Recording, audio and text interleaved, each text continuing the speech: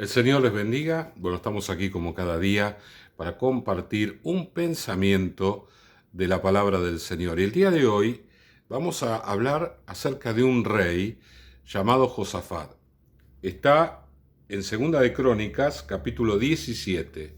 Segunda de Crónicas, capítulo 17, y podríamos decir, a modo de introducción, que el pueblo de Israel en determinado momento se dividió en dos, a causa del pecado de Salomón y la continuidad del pecado en su hijo Roboam. El pueblo se dividió, 10 tribus por un lado y 2 por el otro. Las 2 tribus, las que estaban alrededor del templo, fueron las que se mantuvieron fieles al Señor, y las otras, por una cuestión política, el rey que gobernó para que no vayan a Jerusalén a adorar al Señor, inventó ídolos para que la gente confiara en esos ídolos y no fuera al lugar donde debía ir, que era el templo que había construido el rey Salomón. Pero Josafat fue uno de los mejores reyes. Y yo quiero hablar acerca de algo muy sencillo que él hizo. Y yo, con tantos años de pastor, me doy cuenta que esto es una clave muy importante en las vidas. Casi que podía llegar a decir que un creyente, cuando conoce a Jesucristo, va a ser un gran creyente, un creyente bendecido, si hace lo que hizo Josafat, y todo lo contrario, va a ser alguien escaso, un mendigo espiritual, si no lo hace. Y cuando ustedes puedan oír y leer en la palabra esto que hizo Josafat, se dan cuenta que es algo muy simple, muy sencillo. Sin embargo, es muy importante. Dice la palabra, versículo 1, vamos a leer unos cuantos versículos. Reinó en su lugar Josafat su hijo, el cual se hizo fuerte contra Israel. Puso ejércitos en todas las ciudades fortificadas de Judá y colocó gente de guarnición en tierra de Judá. Y asimismo en las ciudades de Efraín que su padre Asa había tomado. Y Jehová estuvo con Josafat, porque anduvo en los primeros caminos de David su padre y no buscó a los Baales, sino que buscó al Dios de su padre y anduvo en sus mandamientos y no según las obras de Israel. Jehová, por tanto, confirmó el reino en su mano y todo Judá dio a Josafat presente y tuvo riqueza y gloria en abundancia. Fíjese cuál es el resultado de la decisión de seguir al Señor. Pero el versículo 6 es la clave. El versículo 6 es la clave y yo quiero resaltar esto en esta meditación. Dice, y se animó su corazón en los caminos de Jehová. Insisto, y se animó su corazón en los caminos del Señor. Josafat, como todo creyente, cuando comienza a caminar con el Señor, como que va investigando, ¿no? No es que la persona tiene una convicción, alguno puede ser, pero la gran mayoría es como que va dando los pasos, ¿no? Paso a paso, se le dice, bueno, mira, hace esto, hace aquello, hace lo otro. Y yo también me recuerdo cómo fui yo como creyente, cómo empecé yo como creyente. Venían los hermanos y me decían, vos tenés que pedirle esto al Señor, tenés que pedirle aquello al Señor, y yo lo hacía porque quería aprender, tenía en mí el deseo de aprender y de aferrarme a los caminos del Señor. Sin embargo, había una especie de duda, inseguridad interna, ¿sí? Porque uno dice, bueno, ¿qué me están diciendo? ¿No? Y es como que cada cosa que vamos haciendo, es como que vamos probando. No que lo probamos a Dios o lo tentamos al Señor, sino que vamos viendo a ver cómo va la cosa. Vamos dando esos primeros pasos, oramos, hacemos esto, damos nuestra ofrenda, trabajamos un poco en la iglesia y de alguna manera nosotros vamos evaluando allí, ¿no? Yo doy un paso y a ver qué pasa. Y esa evaluación el Señor siempre hace que nos dé superávit, que tengamos en abundancia. Muchas veces confiando en esto, he hablado con personas que venían a la iglesia las primeras veces y bueno, eran sinceros y me decían, mire pastor, yo vengo con una necesidad, pero ¿no? Tengo mis reservas, tengo estas cosas, qué sé yo. Y yo siempre le digo, bueno, evaluá al Señor, vos venís durante 2 o 3 meses y hacé una evaluación.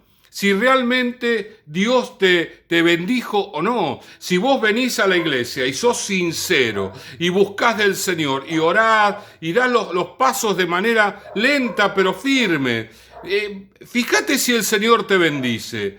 Y eso fue lo que pasó con Josafat. Josafat era un rey que empezó a hacer las cosas y empezó a hacer lo que su padre de alguna manera le había enseñado. Su padre también había sido un buen rey y entonces él esperaba a ver qué pasaba con las cosas del Señor.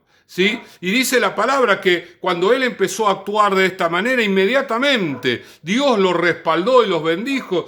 Se resalta aquí en el versículo 5, por tanto confirmó el reino en su mano.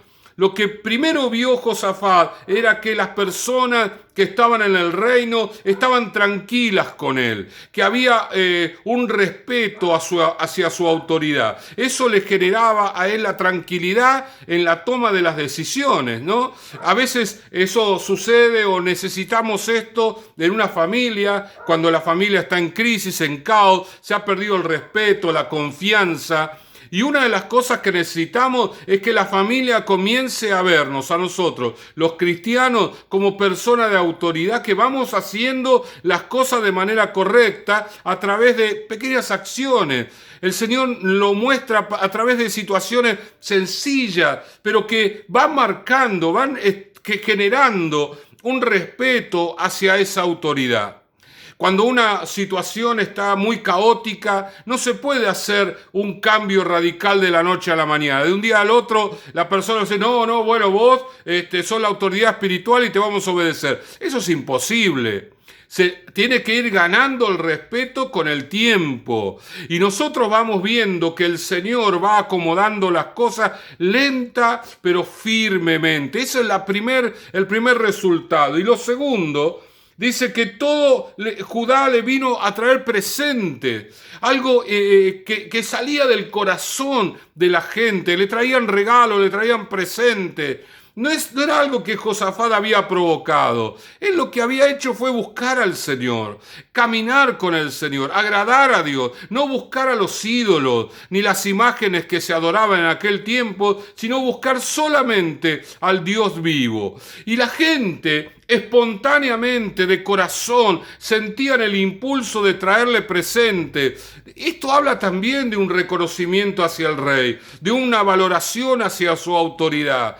Y esto a Josafat le llamó la atención, pero continúa, dice, y tuvo riqueza y gloria en abundancia. Qué interesante esto, ¿verdad? Que Dios le concediera a Josafat riqueza y gloria. ¿Por qué digo esto? Porque son dos elementos que hacen tropezar a mucha gente. Mucha gente cuando tiene dinero y cuando tiene un reconocimiento muy elevado, esa persona se confunde y empieza a actuar de una manera distinta. Ya no es esa persona humilde. La Biblia nos habla, la vida de Josafat es realmente para estudiarla. Nos habla de que Josafat era un hombre que dejaba el palacio y iba a charlar con la gente. Era una persona que no lo hacía a través de una aspiración política, porque era rey por herencia y su hijo iba a ser rey, así que él no necesitaba el voto del pueblo como nosotros lo entendemos hoy. Él lo hacía porque quería escucharlos, quería estar con ellos, ¿sí? Y el tener gloria y el tener riqueza en abundancia, por allí hubiese cambiado el corazón de Josafat. Hubiera dicho, no, bueno, ahora soy el rey, ya he logrado cierta autoridad, entonces ahora me van a obedecer, yo voy a tomar decisiones y todo el mundo va a tener que hacerme caso a mí porque yo soy el rey. Bueno, subirse a un caballo de soberbia y pensar que sus decisiones son siempre unilaterales, que no puede haber un consenso, que no podía haber un entender el corazón del pueblo, pero no sucedió así. Josafat, cuando vio la bendición de Dios, en vez de agrandarse con los resultados de ella, se animó en los caminos del Señor. Si él venía dudando y temiendo un poquito en su corazón, allí cuando daba esos pasos en búsqueda de la relación con el Señor, ahora sus dudas y sus temores cayeron absolutamente, y ahora él comprobó que no había mejor cosa que caminar en los caminos del Señor, andar como al Señor le agrada. Porque a partir de este momento, Josafat no se ensoberbeció. Toda su vida se mantuvo en humildad. Fue uno de los reyes más humildes del pueblo de Judá. Sino que él se animó, fue a por más. Ahora él se comprometió todavía más con el Señor. Y esa es la clave que yo les hablé al comienzo. Muchas personas, cuando reciben la primera bendición del Señor, lo que sucede es que las personas se apartan, se van apartando despacito, porque, bueno, aprovechan lo que recibieron, lo empiezan a disfrutar, lo quieren, lo valoran, y dejaron al Señor, y dejan al Señor, que es la fuente de la bendición, la fuente de la bendición. Mis hermanos, en esta hora, yo quiero contarles a ustedes, si ustedes quieren ser personas bendecidas hasta el último día de su vida, cuando comprueben que Dios los bendiga, anímense a más con el Señor.